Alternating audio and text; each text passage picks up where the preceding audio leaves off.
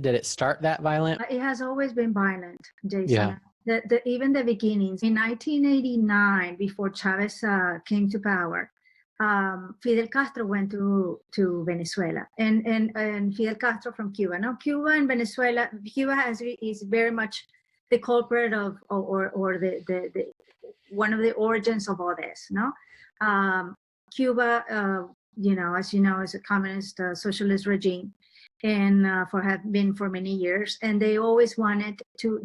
Fidel Castro always had an eye on Venezuela, because he needed the revenues, revenues from somewhere, right? And the Soviet Union was probably not supplying those revenues. So he had always an eye on Venezuela, which was the richest country in the whole South America.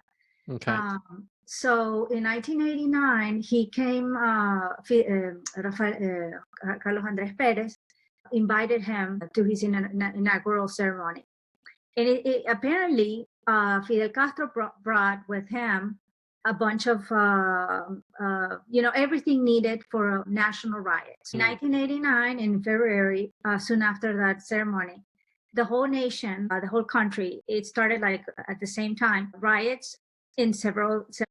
It was, and people, socialist, people, social theorists were saying, no, this is just a social movement. It just started spontaneously. No, I mean, looking back, it never did. It was all planned. It was all planned by Fidel Castro and the communists. So anyway, Cuba had very much sought the deterioration and took over the takeover of Venezuela. Yeah. And he was very much, Fidel Castro was very much the mentor behind of Hugo Chávez, and he was all behind all this planning, because it is a lot of planning. It's the crippling of freedom.